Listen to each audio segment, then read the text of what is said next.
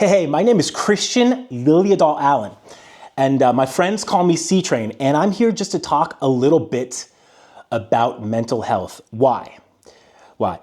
Just about 2 weeks ago, almost to the day, I found out that two of my childhood friends and my best friend in this world and the next had both committed suicide.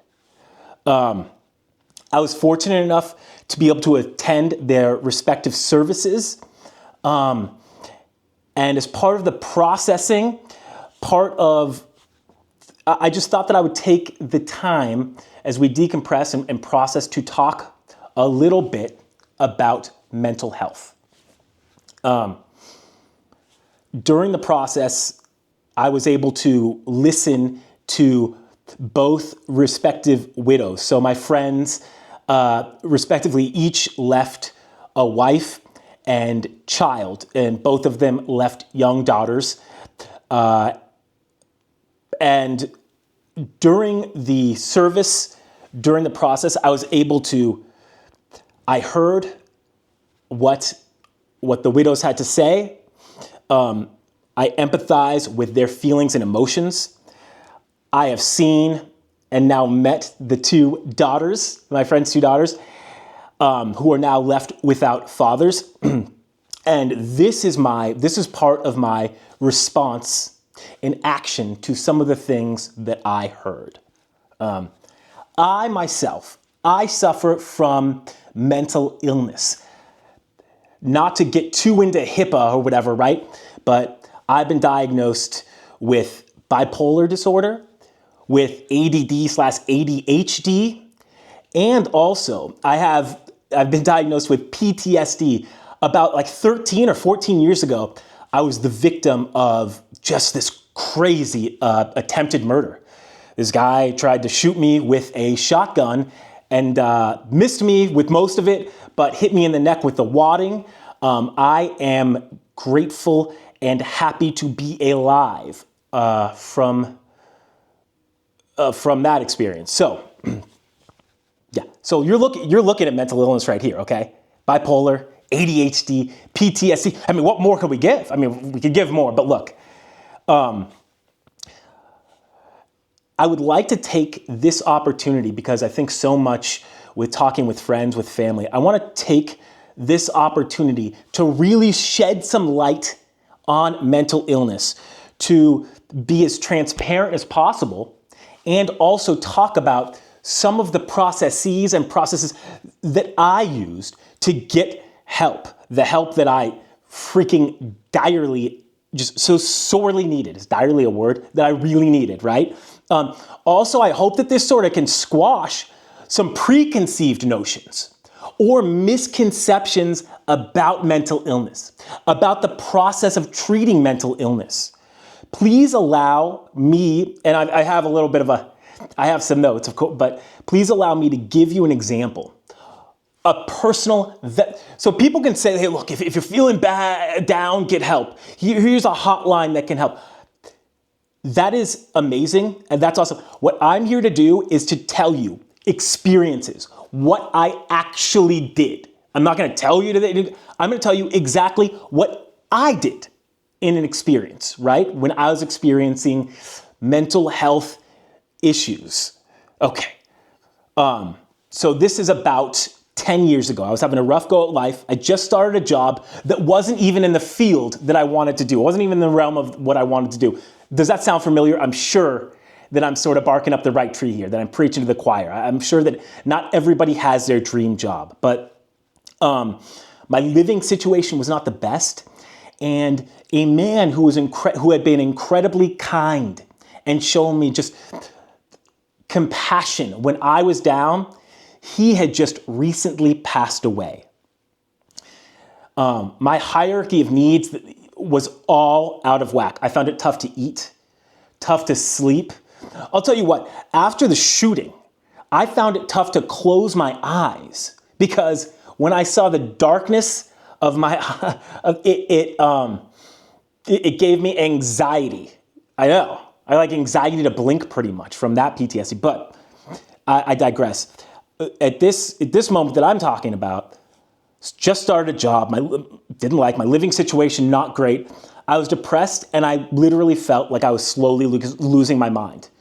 Like, the things that I was thinking didn't even necessarily make sense. I was getting riled up off of everything. Hey, you ever go into like the wrong algorithm and just get riled up over it? I was doing that, but just repeatedly, right? So I sent a message to my family and friends. I said that I was losing my mind, and maybe to say goodbye to the person that I once was, because I'm losing my mind. I don't even know what I'm going to become next.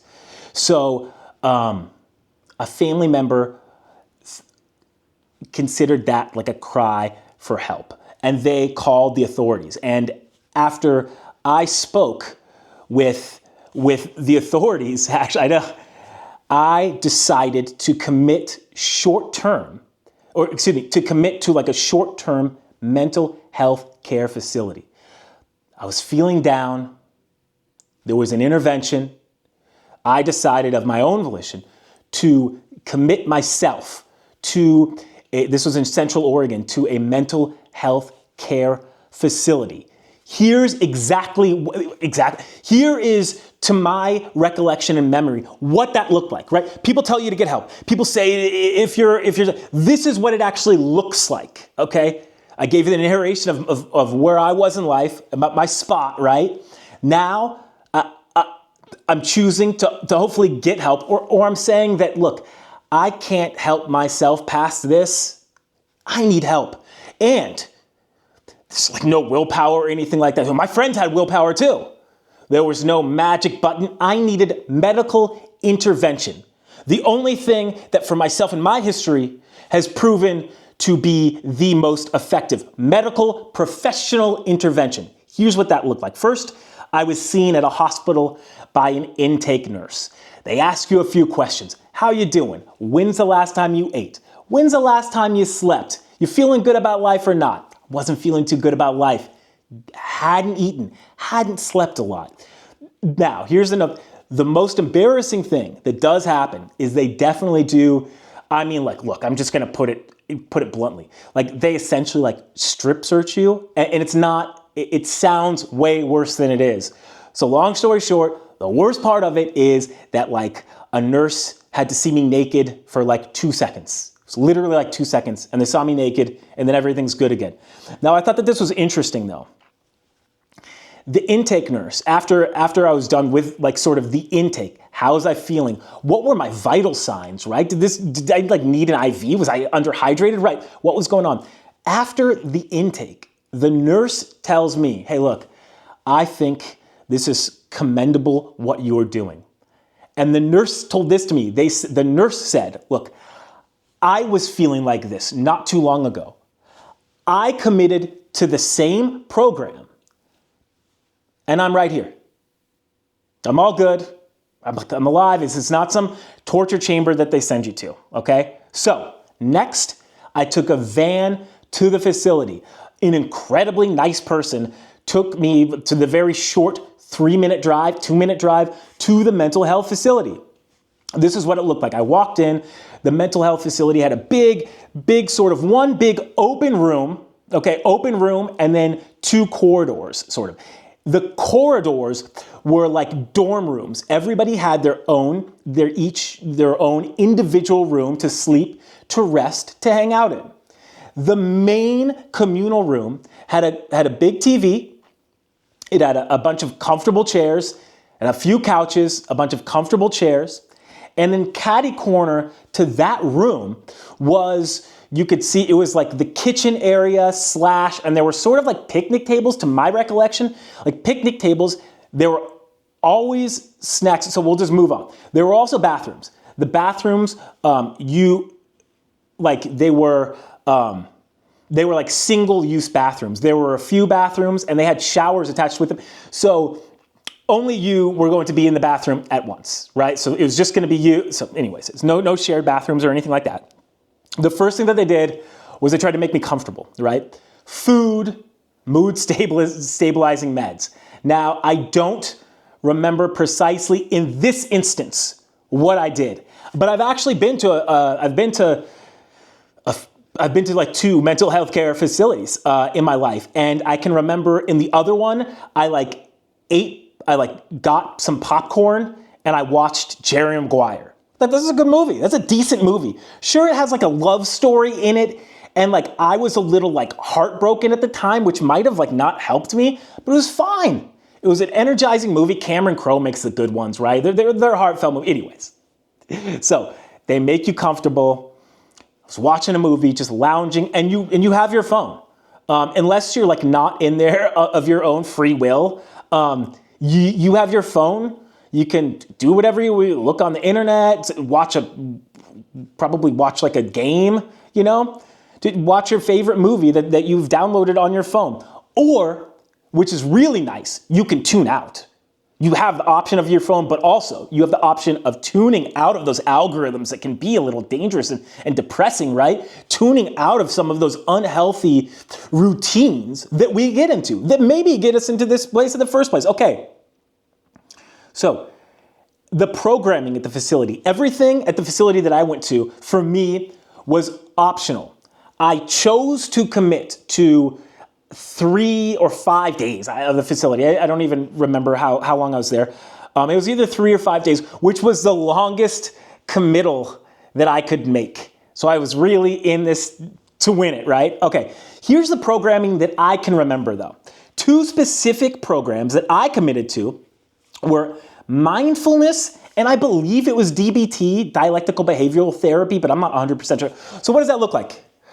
I woke up in the morning after an actual sleep, because when you get in there, they feed you, they'll give you mood stabilizing medication, whether you want it or not at the time. What it does is it helps to reset your system so that, so if you haven't slept in 3 days, so that you can get a night's sleep, right? So it gets you to a basis to where you are starting to critically think, you're starting to get out of that, some of that cloudiness that can really overwhelm you when you have this when you're manic depressed, when you have bipolar, right? So one thing I woke up in the morning, you get a nice breakfast, just good, it's not like it's like a nice bed and breakfast though, right? There's always fruit and there was always food available, which was great. So we're getting those needs met. The 2 classes that I took that I can remember are, one was mindfulness. So what did I do? I went outside, took a yoga mat with an instructor. There were probably 10 other people there with me, that were at the medical care facility with me. And most of us went outside, and you close your eyes, you breathe, you focus on your breathing. You focus on the sounds around you. You're mindful, right? You can focus on colors. Maybe the mindfulness instructor will hand you something, and like a rock, you can feel the rock, feel the textures. And when I'm doing that, okay, when I'm looking at what colors the trees are, when I'm looking at the clouds, hopefully you're not thinking. You're turning your brain off for a second and allowing yourself to just relax, just decompress, breathe. Look at the colors, right? Okay, what was the next class that I went to? So I went inside, I had like a lunch, a nice break. Then I went to, I believe it's DBT. So this is what, it was a class to where you have you have papers that sort of run you through situations. And one of the situations that I can remember talked about riding out the wave of anxiety.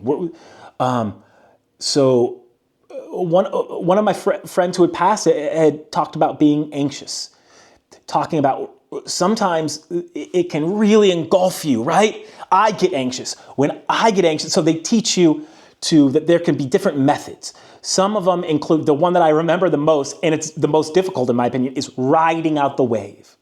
Emotions, anxiety, they seem like they're forever. They are not forever. They are not forever. Your emotions come and go. Those feelings come and go. And when you get that anxiety, one of the things that they teach you is just to ride the wave of anxiety. It's tough, but you can ride it out. You can ride it out. I have ridden, rode, whatever the past tense of to ride, out my anxiety, I've done that, okay? Visitors could come. Generally, like, visitors could come. So my girlfriend at the time visited me. My mom visited me. My dad visited me, right? So I had visitors who came at right around lunchtime, and they could only not stay for too long, right? 10, 15 minutes, but they said hi. They said, hey. After my stay, after my stay of like 3 to 5, I think it was just 3 days, right? I felt not completely better or anything like that, but I felt calmer. I felt more in control. I felt less depressed. And I felt, and I was able to shoot. It's like if we're looking to win this, I got my safety net, and I have, so it's like I had gained now a fallback. I had gained ways to navigate my illnesses. And it was great. But I must say, number one, I'm not a doctor. Number two, I'm just telling you my vested experience. And I also must say that for about 10 years straight, I have gone to therapy like once a week, if not more, religiously. So the things that I'm saying that I did are like really difficult. So be patient with yourself. Give yourself that time. Give yourself all the time in the world, okay? You have time. You have patience to get better. And you are going to gain tools and ways that you can navigate this. Here's the thing. Here's what I want you to know. Are you struck? If any of this, if anything that I say, if any of it strikes a chord with you, right? You may struggle with anxiety or feelings that you don't know what the heck they are. Number one, that's okay. And here's the thing that I really want to tell you, and it's difficult to say. This is difficult. This is a fact. I'm telling you my experience. I have to be honest. If I'm not honest, none of this works. This is just some random dude sitting with a massive Monstera behind him, like on a great couch that I believe my grandpa built. But anyways, like just telling you stories. Here's the thing. I'm going to let you know. I'm going to give you an omelet. I'm going to let you know what's up. Okay. It is a fact. It is a fact that some of my family members did not support me. One family member visited me once and told me that they would come back when I was in the mental. They never came back. The dude, he definitely never came back, okay? So you need to it is so difficult. It's so difficult to be hurting so much, to feel this and to have family members or friends not necessarily know what's going on, not being medical professionals themselves, and maybe just not giving you the most valid or versed response. And here's an example. I had a family member ask me, hey, well, maybe getting shot at, because you're working on yourself so much, maybe getting shot at was like a good thing. No. Getting shot at was never a good thing in my life. Despite all the work that I've done, it is not a blessing in disguise. Listen to me. It's not a blessing in disguise. I would not wish getting shot at on any of my freaking worst enemies. That is not the way, okay? Getting struck in the neck with it doesn't feel good. None of it was positive. The things that I gleaned from it, I could have gotten out of sports analogies or something else because I'm like a sports dude, okay? So listen, it doesn't work with me. But somebody actually told me that. Are you kidding me? Yeah, maybe it's on you up. No, it's not. Okay, so you have to be ready or not even ready. You have to be of the understanding that other people may not understand. Just flat out, they may not understand. And how about this? There are some people that just don't respond to some of this mental health stuff the way that you would want to respond. And here's one thing. This is very, very, This is sort of a little bit of a key. So I'm here to tell you that your family and friends aren't always on point. People have their own issues. You trying to get help may trigger a family member or friend that has their own issues. That, though, listen to this, because this is important. It's for these reasons. The reasons that your mom, your dad, your brother, sister, they might not be medical professionals. It's for this reason that you should definitely seek or consider seeking professional medical help. Okay? Just as much as I would not ask my mom or dad to change an engine on my car, they do not have the versed professional experience. They do not, just as much as they don't have that experience, they also do not have the experience of being a mental health professional. Okay? It is, I have to tell you, especially if you're sick and feeling, if you're going through it yourself, okay? Like, look, your friends and family are, sometimes, look, I love my friends. I love my family.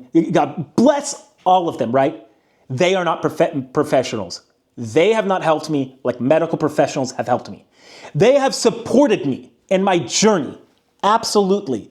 They have not given me the tactical advantage for my mental health, though. They didn't give me the answers, okay? I legitimately, Well, how can you support somebody who's going through it? That is like the age-old question. If we knew exactly how to support somebody, I think that there would be books and like buttons to press that would just be boom, support. I'm not a professional. You are probably not a mental health medical professional. Here's a word of advice. Though. Experience advice. When in doubt, when a sick person is showing you that they are sick through anger, angst, anxiety, fury, overwhelming, everything, show compassion. One more time. Default to compassion. 2 more times. Default to compassion. Default to compassion. I want to be a happy person. I want to be a productive member of society. I do the things that it takes. I try to take these steps to do that. People are trying. Don't give your loved ones who are sick, give them all of the benefit of the doubt. Show them through compassion, through care, okay? So getting help, it seems like, and one more thing, we show compassion because think about anybody in your life who's had anxiety, who's had the depression. They don't want to feel like that. They do not want to, generally, you do not want to feel like that. That is not a choice, okay? So, getting help, I feel like people make it seem easy and they make it but it's like this invisible thing. To me, the difficulty with a lot of mental health getting help has been somebody saying, hey, here's a number to call if you're feeling down. And then here's that. They haven't told me the shared experience. They haven't told me the experience of what it is like getting help. It is incredibly difficult to get help. It takes time, effort, patience, diligence, and not every doctor is right. You know what I'm saying? Not every doctor is going to be that doctor for you, for example, right? How about this? I am on non-stimulant, non-addictive medications. Listen, non-stimulant, non-addictive. I once went in to a psychiatrist and mentioned any type of medication, and they immediately called me a drug addict. They called me dude, are you kidding? I was literally called a drug addict by this person. That's not the response that anybody would want. Don't let that get you down. I fired that person. They didn't know what the hell they were talking about. I'm not even kidding. Fired. I got somebody who would work with me, right? It is so difficult. It is a full-time job. So if you're supporting somebody, if you have somebody in your life who might exhibit any signs of mental illness, that is a full-time job and more, and then some. And that job, it's like that road to easy street of mental health. As John Madden would say, it runs through the sewer. It is difficult. So give yourself the props that you're thinking about it. Give yourself the patience and give yourself the latitude and gratitude to be able to make these decisions. Give yourself props that you're even thinking about making a change. But if you think that you're struggling, if you even think that you're struggling, get help. Get help. Because listen, if you think that you're struggling and maybe you're actually not, get help. Have that professional say, you know what? This is kind of day-to-day stuff. This isn't as clinical as I would like to diagnose. This is day-to-day stuff, so let's manage it as a day-to-day thing. There's no, gotcha. What's the downside of that? What's the downside? There's not a downside. There's not. If you think you're struggling, get help now. This is what. Do it while you're able and set up a mental health safety net. One of the things that I did is set up like a safe, I know the clinic that I need to go to if I have a mental breakdown. And also, if I can't make it there, I will call 911 and have someone drive me there. No problem at all. No problem at all. Because there has been too much in this world of people getting punished for being sick. I will not punish myself for being sick. I try not to punish others for being sick and for me, for my sickness, right? It's so difficult and there's such a stigma. There's so much misinformation. There's so much disinformation about that, right? I'm here to tell you, call 911, have them drive you over. How about this? I had a few years ago, I had a panic attack. I was alone, by myself, living solo, and had COVID. I had a panic attack. I was getting manic almost. I called 911. They came over. They said, look, you look good. You're a good looking guy. I was like, of course I'm no. They said, look, you look good. All your vitals are there. If your vitals start to drop, and I had the tools, like an oxygen, then hit us up and we'll take you in. Right now, let's get you something to calm your nerves. Make yourself comfortable. You'll heal up. That's what happened. But no harm, no foul right there, you know? Of course, there was this, my brother-in-law, in a street ball basketball game, he once sort of went crazy. It was like, because he was getting fouled. He said, look, I will call fouls all day long in this street ball game. I don't care if it's taboo. Listen to me. Listen to this. I will call 911 for my mental health all day. I don't care. It's not a misuse of 911. If I feel like it's an emergency for my mental health, I will call that. They've never deferred me. They've always treated it seriously. Better to do that and get sent to a different number or something like that than to not do anything at all. Trust me about that. Trust me about that. Okay. So I hope so. Long story short, thank you so much for watching. Thank you so much for listening. Again, two of my friends took their lives, and I do not believe that either of them saw 40 years old. They were both the most loving, charismatic, legendary men out there. They had wives, they had daughters. Mental health is a serious thing. Look, one more time. Mental health is a serious thing. And if I'm doing it, I've told you my journey. I'm telling you right now, if I can do it, I have no doubt in your mind that you can do it. And here's the thing. We can do this. And here's the other thing though. If we can't do this, we will get the help that we need to conquer this. bar none, that's what it is. So I hope that, so just thank you so much for watching. I hope that this video was able to shed some light on mental illness, just to provide transparency about the process, what it actually looks like to get help, to need help. And I hope that I really was able to narrate the process. If you have any questions or anything like that, hit me up or comment below, and I can hit me up, comment, I'll figure out a way. But here's the thing. I am not a medical health professional in any way, shape, or form. I don't know if I can help you. I just got to help me, and you got to help you. Okay? We'll meet in the center. We'll have a big dance when this is all said and done, okay? But I hope that you got some good examples from this, and I hope that this was worthwhile to whoever is able to watch.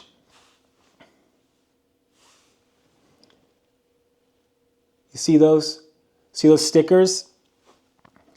After my friend's funeral service, his daughter put those stickers on my phone. Aren't they so awesome?